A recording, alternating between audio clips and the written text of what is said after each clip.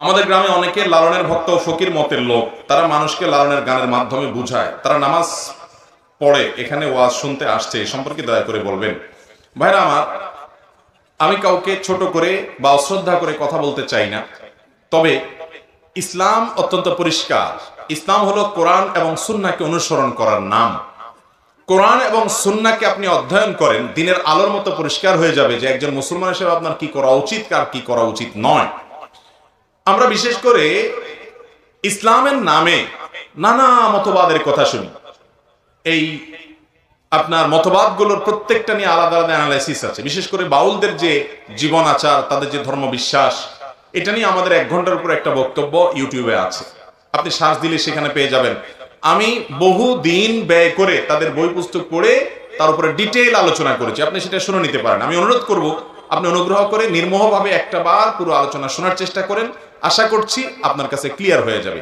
আমি শুধু এটুকু বলবো, কিয়ামতের আগে ইসলামকে অনেকে অনেকভাবে ব্যাখ্যা করবে। কেউ বলবে নামাজ কালাম পড়ার দরকার নাই, মারিফত এটাই সব। মারিফত কি? মারিফত হলো সব ভিতরে ভিতরে, উপরে কিছু করা লাগবে না। তাদেরকে জিজ্ঞাসা করবেন, আমার নবীজি সাল্লাল্লাহু আলাইহি সাল্লাম শুধু নামাজ পড়েন নাই, জীবনের শেষ মুহূর্তে যখন তার নিজের ঘর থেকে তার যে কবর, আপনার মিম্বর, যেটা এই আজকের এই যে মাহফিলের যে আমাদের এই প্যান্ডেল আছে, প্যান্ডেলের স্টেজ থেকে প্যান্ডেলের শেষ মাথা পর্যন্ত এতটুকু দূর হবে না, আরো কম। যারা মদিনা গেছেন তারা জানেন, নবীজির কবর থেকে ওনার মিম্বর আরো কাছে। এতটুকু জায়গায় পায়ে হেঁটে এসে নামাজ পড়ার মতো ক্ষমতা ওনার শরীরে ছিল না। জীবনের শেষ মুহূর্তে অসুস্থ অবস্থা, তখন আলী এবং আব্বাস রাদিয়াল্লাহু তাআলা আনহুমা দুজনের কাঁধে 2 হাত দিয়ে পুরো শরীরের ভার তাদের উপরে ছেড়ে দিয়ে পাও দুইটাকে মাটির সাথে টানতে টানতে ওই বাসা থেকে মিম্বরের কাছে এসেছেন। তারপরে একা একা ওখানে নামাজ পড়েন নাই। আর জীবনে প্রত্যেকটা ওয়াক্ত নামাজ কিভাবে পড়ছেন সেটা আরো ভালো জানেন। আল্লাহ কোরআনে কারীমে বলেছেন, ফাইন খিফতুম ফারজানা ওয়া রুকবানা, যদি তোমরা নামাজ পড়তে আশঙ্কা করো, রণাঙ্গনে থেকে নামাজ পড়তে গেলে শত্রু তোমাকে শেষ করে দিবে, পায়ে হেঁটে হাঁটতে হাঁটতে হাঁটা অবস্থায়, ভ্রমণকারী অবস্থায় নামাজ পড়বে, তারপরও নামাজ মাফ নাই। এরকম একটা গুরুত্বপূর্ণ বিষয় কোরআন এভাবে স্পষ্ট করে বলেছে।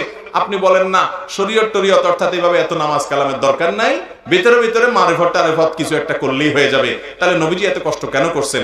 ইসলাম কি আপনি নবীজির কাছ থেকে শুনবেন নাকি এদের কাছ থেকে শুনবেন? কার কাছ থেকে শুনবেন? আল্লাহ নবীর কাছ থেকে শুনবেন না? আল্লাহ তাআলা তাকেই পাঠিয়েছেন মডেল হিসাবে। অতএব ইসলামের নামে আমরা এই সমস্ত বিভ্রান্তির মধ্যে থাকলে কখনো আমরা মুক্তির পথ পেতে পারি না। নবী করিম সাল্লাল্লাহু আলাইহি ওয়াসাল্লাম পরিচ্ছন্ন থাকতেন, তিনি পরিষ্কার থাকতেন। জুমার দিন গোসল করাকে এক হাদিসে তিনি ওয়াজিব বলেছেন, এটা আগে ওয়াজিব ছিল, পরে মানসুখ হয়েছে।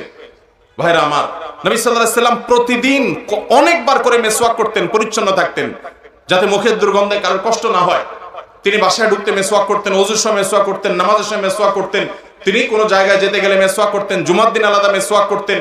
এত ঘন ঘন মেসওয়াক করতেন যাতে পরিচ্ছন্ন থাকে। 5 বার 5 ওয়াক্তের জন্য ওযু করতেন যাতে পরিচ্ছন্ন থাকে, সুস্থ থাকে, ফ্রেশ থাকে, তিনি পরিপাটি থাকতেন। ইসলামটা সুন্দর। আপনি ইসলামের নামে সালাত চট পরে থাকবেন, চুলের মধ্যে আপনার ময়লা জটলা পাকায় যাবে, আপনার গায়ের থেকে দুর্গন্ধ হবে, আপনি বিড়ি আর গাঁজা খাবেন আর বলবেন এটার নাম ইসলাম। তো তাহলে ভণ্ডামি দুনিয়াতে কিসের নাম হবে? আল্লাহ তাআলা আমাদের এই ভাইদেরকে বুঝার তৌফিক দান করুন। নারীদেরকে আল্লাহ তাআলা সৃষ্টি করেছেন পুরুষদের প্রতি তাদের আকৃষ্ট হবে এবং পুরুষরা তাদের প্রতি আকৃষ্ট হবে। এই জন্য এই ডক্টর খন্দকার আব্দুল্লাহ জাহাঙ্গীর রহমানের একটা কথা আছে, স্বর্ণের অক্ষরে লেখার মতো। স্যার রাহমাতুল্লাহ বলতেন, যৌনতা এটা প্রমোটেড বাই আল্লাহ সুবহানাহু ওয়া তাআলা। সৃষ্টিগতভাবে যৌনতা প্রমোটেড। একটা নির্দিষ্ট বয়সে যাওয়ার পর মানুষের ভিতরে যৌন আকাঙ্ক্ষা জাগ্রত হয় কি হয় না? এটা কি কায়ক জাগ্রত করে দিতে হয়? মানুষ তো দূরের কথা, পশু পাখিও এরকম, যে একটা নির্দিষ্ট এই যে বয়সে যাওয়ার পর এমনিতেই তার ভিতরে যৌন আকাঙ্ক্ষা জাগ্রত হয়। অর্থাৎ যেটা সৃষ্টিগতভাবে যেটা প্রমোটেড হয়ে আছে, আগে থেকেই সেটা যথেষ্ট অগ্রসর হয়ে আছে আপনার মধ্যে, সেটার আকাঙ্ক্ষা দারুণভাবে আগে থেকে জেগে আছে।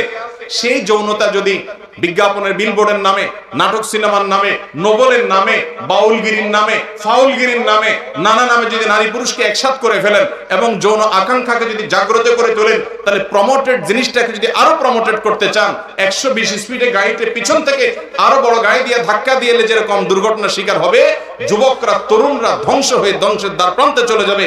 কারণ তাদের যৌনতাটা এমনিতে এই বয়সে প্রমোটেড।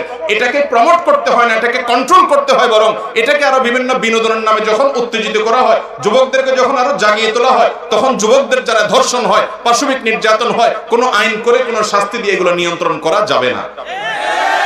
এগুলো নিয়ন্ত্রণ করতে হলে আল্লাহর বিধানের ভেতরে আসার কোনো বিকল্প পথ আর অথচ এই বাউলে বিশ্বাসী ভাইরা আমাদের, এই সমস্ত ফকিরি আপনার ধারার বিশ্বাসী ভাইরা, তথাকথিত মারিফতি ধারার ভাইরা, তাদের কাছে নারী পুরুষের সাথে যত মিশবেন তত আপনার আধ্যাত্মিকতা তত বাড়বে।